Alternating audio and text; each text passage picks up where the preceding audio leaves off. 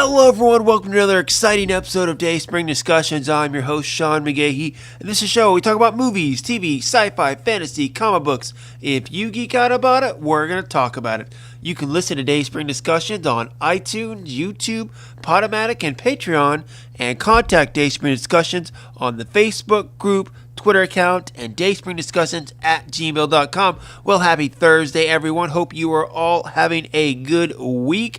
Guys, tomorrow is the day Captain Marvel will be released in theaters tonight. I'm going to go see it tomorrow, of course.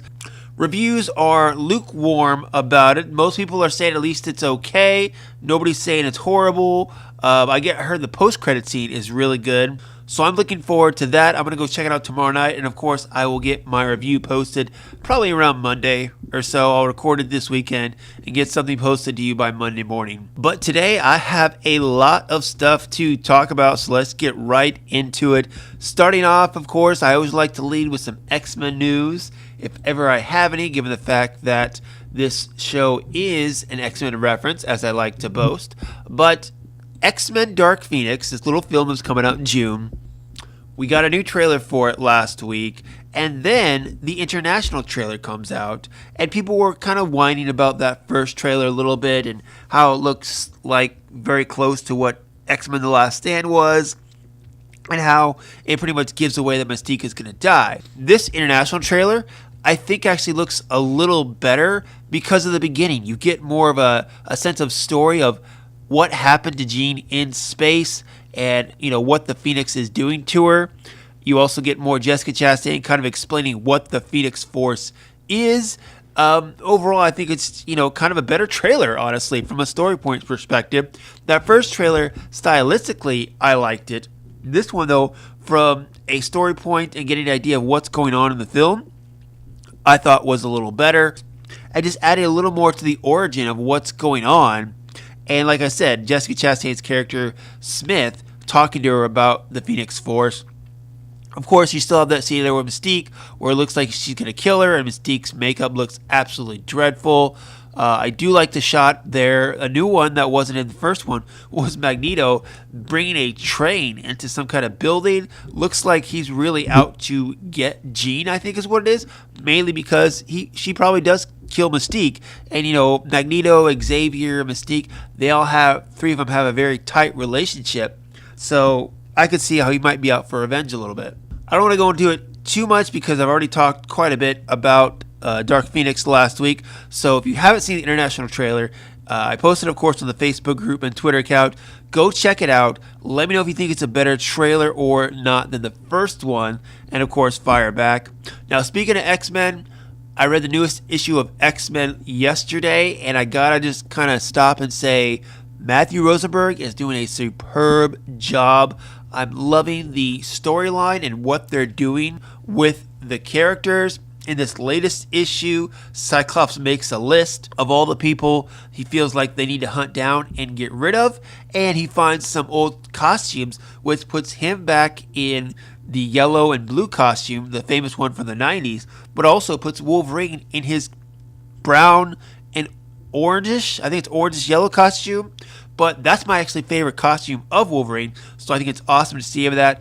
It's good stuff, guys. If you're an X-Men fan, go check out Uncanny X-Men, written by Matthew Rosenberg. Okay, so let's go into some recent news here. Yesterday, it was announced online by actor Stephen Amell and followed up by several from CW and Warner Brothers that the TV show Arrow, which will be in its 8th season next year, will be its final season. And actually, they're only going to do 10 episodes. On his social media account, Stephen Amell said, quote, "Playing Oliver Queen has been the greatest professional experience of my life, but you can't be a vigilante forever. Arrow will return for a final run of 10 episodes this fall. There's so much to say for now, and I just want to say thank you."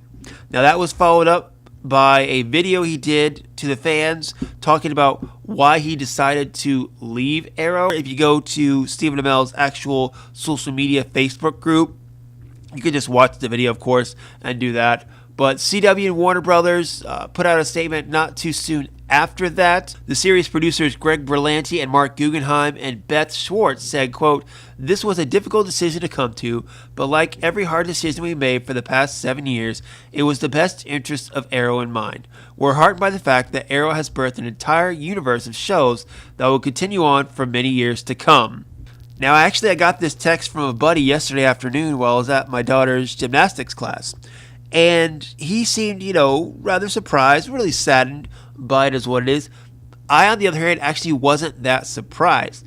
A couple months ago, I listened to an interview Stephen Amell did with Michael Rosenbaum, and he was talking about his initial contract for Arrow was coming to a close and whether he wanted to renew it or pursue other things. In his live stream video, he was talking just about that, about how he feels like his life is no longer in Vancouver. He's got a kid and daughter, which is the most important thing to him. So, he's got to make those personal decisions. Totally understandable. That's why, I respect Stephen Amell so much. He's got other things going on. He's got a wine company, too, that he's doing.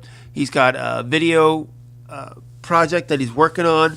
What's it called? I forget what the name of it is. He's doing some other project as well. But he's a busy guy, and he has used his fame from Arrow to launch other business adventures, which is great, which is a very smart thing for any actor in his position to do.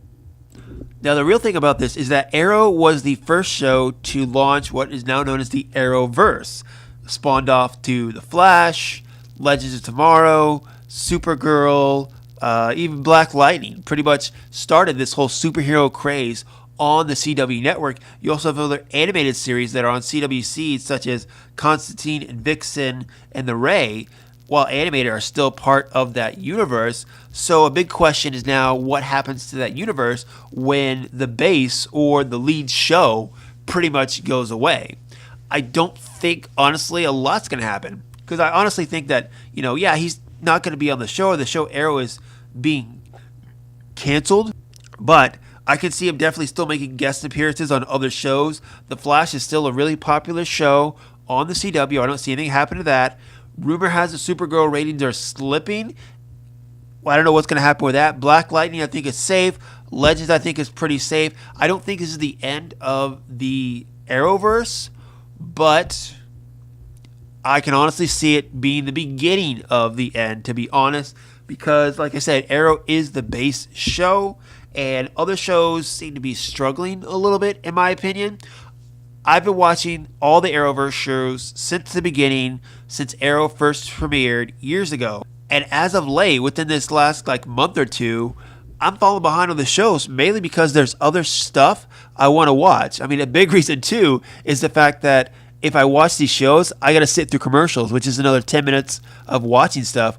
Or if I wait maybe a few more months, it'll be on Netflix. I can watch it then. I'm definitely going to watch them, obviously, but when it's just kind of what's up in the air right now. But I think Stephen Amell is making a smart decision. Of course, he could go on a little bit longer in the show, but ending it in season 8, that's fine by me, especially with only 10 episodes. Looks to me like, he decided to end it, and then the producers of the show said, hey, give us a couple episodes to wrap everything up in a nice, neat bow, and that's why you got 10 episodes for the fall season. Makes sense to me. I think, they want to go on a high note. I know Stephen Amell, from what I know about him and what I read about him, he is very proud of the work he's done, and this makes sense to end it, to wrap everything up, and just, put a little satisfying ending for the fans. I'm going to be watching. Hopefully you're watching too. And you guys fire back. Let me know what you think. Do you think this has dire consequences for the Arrowverse? Do you think all the other shows will continue for many years? Do you think maybe it's not long left? Let me know, guys. Fire back on the Facebook group and Twitter account. Let me know. Okay, so to finish it up here, a couple trailers I want to talk about. Just real quick, one that I don't have a lot to say about, but I definitely wanted to mention, is that Amazon came out with a new trailer for their show Good Omens, which premieres May 31st on Amazon Prime Video. Now, this one stars Michael Sheen and David Tennant as an angel and a devil who are trying to avert the apocalypse and save an 11-year-old who is allegedly the Antichrist. Now, the cast of this show looks ridiculous. Of course, you have Michael Sheen and David Tennant, but you also have Brian Cox, who plays Death, Frances McDormand playing God, and Benedict Cumberbatch playing Satan, which is just a stellar cast. It's based on a comic book written by Neil Gaiman, and I gotta say, it looks quirky, it looks fun, and I can't wait to watch it. It just looks right up my alley, and I think it'll be really cool. If you guys haven't checked out the trailer, it's online now, of course. You can look at it on the Facebook group and Twitter account. Let me know what you think. I don't have much to say about it because I don't know the material very deep, but it looks like a lot of fun, and I think a lot of people will enjoy this. Another trailer that piqued my interest yesterday is a new one for Brightburn, the film that comes out May 24th and is produced by James Gunn. It's directed by a guy named David Yorveski, who, when I look on IMDb, he really doesn't have any directing credits that I actually know about. He must have a close relationship with James Gunn. There are several things. He's done a cameo in Guardians of the Galaxy. He's done a short Guardians of the Galaxy video called Inferno, which I'm not too familiar with. But this is really his first big directing credit, and I gotta say, this film looks so interesting. Now, if you don't know what it's about, you got Elizabeth Banks and David Denman, or Roy, as I know him from The Office, and they're these couple that lives out, it looks like on a farm or out in the middle of the country, and then they find this baby in a spaceship and decide to raise it as their own. If this story sounds familiar, obviously it's pretty familiar to a lot of us, but when the boy grows up, he doesn't want to save the world. He doesn't want to, help people. He wants revenge on all the people that pick on him. And really, that's what it is. It's a twist on the Superman tale where instead of him helping people, he decides to hurt people, giving it a heavy horror slant, which makes it fascinating. As a Superman fan myself, we've gotten Elseworld storylines about, Superman going bad, like Superman Red Sun, or even Injustice. This is just another Elseworld storyline, except for it's up on the big screen instead of on comics. In this trailer, I love the scene where, you have the kid being picked on, he's thrown to the ground, and this girl offers her hand to, help him up. And in a regular Superman scene, we've actually seen a scene like this in recently in Man of Steel, and he just kind of stays on the ground. Clark does. This one, Clark would have reached up and just accepted the hand, but this kid comes and just squashes the girl's hand and breaks her arm.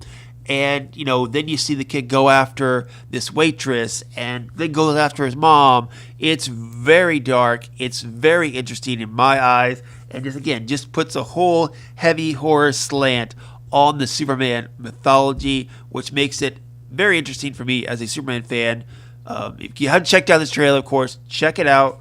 Fire back. Let me know what you think, because I think it's going to be a pretty interesting film. My brother and I talked about it yesterday, actually, via text, and he's like, I can't believe Warner Brothers is letting James Gunn do this. And I responded, well, it's not like Warner Brothers is doing anything else with Superman nowadays. Okay, and lastly, of course, you knew this was coming, guys. On Tuesday's show, I, talked about the Entertainment Weekly article in regards to Game of Thrones. And at the end, I said, of course, with the Entertainment Weekly article and the promotional posters we got, we have to be getting a trailer soon. Well, of course, before I was even done posting Tuesday's episode, a trailer dropped online by HBO for the newest and final season of Game of Thrones. And while I think it looks interesting, I wasn't blown away by it. I'm in the middle of my Game of Thrones series rewatch. I've watched almost all of season 5 now. Yesterday I got to episode 8, was it Hearthome or what the place is? The one where Jon finally meets the Night King, and man, that episode is just so good. And the battle/scene takes up half of that episode, which makes it that much better. I love it when Game of Thrones does that, where, like, say, the Battle of the Bastards takes up the entire episode. that's just good stuff. But anyway, this trailer comes out, and just to talk about it as briefly as I possibly can, we start off with Arya, of course, and she's running away. She's afraid of something. You can see she's got, kind of bop there in the eye. She's bleeding. And she goes through this voiceover saying, "I know death. He's got many faces. I look forward to seeing this one." Giving that very confident look there. And of course, it's her holding the dragon glass. Looks like she's waiting for the battle against the White Walkers, the army of the dead that is coming to Winterfell, which we're teased so much about in that Entertainment Weekly article. But also in the article, they're talking to Arya about how her character, she's been training so much throughout these last couple seasons to be a fighter, when she really hasn't been involved in any of the big battles. And they talk to the actress, Macy Williams, to where, she went through a lot of heavy training to get ready for the Winterfell battle. And from there, we go through several other shots. There's one where it is the army on a boat. And I'm curious what exactly it is, because I know Theon's uncle is in charge of the Greyjoy ships now, but that doesn't look like him standing there with his back to the camera. I don't know who that is, honestly, and the army doesn't look like the Greyjoy army, or at least in my eyes it doesn't, but who else would be on the ships? I don't know. I find Cersei's scenes in this trailer also very interesting, because there's a shot of her standing there with her servant, I guess you would call it, and talking about, this is where you belong, this is all it's been leading to, and she's alone. She's every decision she done has made her alone. Jaime, the last person she had, left her. Her children are dead. Everyone is gone. She stands on the crown alone. And there's that other shot there of her just sitting there drinking wine, acting like she's about to cry, because she has reaped what she has sown, and she is alone in life, and she knows it. Couple of shots of looks like Khaleesi or Daenerys and Jon coming to Winterfell. You got the dragons coming over. It looks like Sansa and Arya are getting their first look at the dragons. There's another shot with Jon in the Stark family crypt, you see, and I'm curious who he's looking at. I'm thinking he's probably looking at Ned, thinking about him and decisions he's made. But we all know there's going to be a fallout here. The shoe's going to drop, because Bran and Sam have some news they got to tell Jon about. And when that news comes out, I think it's going to definitely cause a rift between Daenerys and Jon, and have effects that will, go throughout the entire series. You got Captain Friendzone there, and there's that great scene here where you have Melisandre and Grey Worm. They're a couple. I'm rooting for them to stay together, for both of them to make it out alive, but given that it is Game of Thrones, I wouldn't really bet on it. There's this shot here of Jon and Daenerys walking up to the dragons. Looks like they burned some people. I don't know who it is. Maybe they were eating them. Maybe they weren't supposed to eat them. Either way, whether we get to see both of them ride dragons, I think is a strong possibility, mainly because the Night King now has a dragon of his own, and you gotta fight fire with fire, so to speak. So you gotta have at least Daenerys ride her dragon against him. Hopefully maybe even have Jon in there, given that he is a Targaryen and that the dragons have accepted him. And then this very final kind of piece of the trailer, you see what looks like everyone gearing up for the army of the dead to take Winterfell. You have Podrick, you have Bran in there, and they're all, looks like they're just kind of waiting for the battle, and the little hoof of the dead horse you see. You don't see actually the Night King, you just see the hoof come out from over it, and then of course the trailer ends. Now I think we're going to get one more trailer to come out before April 14th when the season premieres. If not, I'm okay with it. Much like Avengers Endgame, the little I know, the better I think it's going to be, guys. I'm totally fine with not seeing it, but man, oh man, am I excited for this. April 14th, I will be in Chicago for Star Wars Celebration, which I'm also getting excited about. April is just chock full of goodness. It's going to be an overload for my brain and anyone else like me who loves Game of Thrones, Star Wars, Avengers, the MCU, all that stuff. It's looking good, guys. But time for you to fire back on the social media groups and Gmail account. Let me know what you think about the Game of Thrones trailer. Did you go crazy for it? Do you think it's okay? What new theories do you have now that you've seen this trailer? Of course, I know you got some. I know you do. Everybody does. So let me know, guys. And that's going to be it for me today, of course. Fire back on anything I've talked about on the Facebook group, Twitter account, and Dayspring Discussions at gmail.com. You can find me personally, Slim Dayspring 12 on Twitter and Instagram. And guys, go out, enjoy your weekend, go see Captain Marvel. And Monday I'll post a Captain Marvel review, and we'll just go from there. But enjoy your weekend, guys. Oh, also, South by Southwest starts this weekend in Austin. I'm going to hate it because I don't go to South by Southwest, but man, it's going to cause traffic. Man, it's going to be too much traffic, and I'm going to hate it. So, but that's it. Until next time, guys, may the Force be with us all.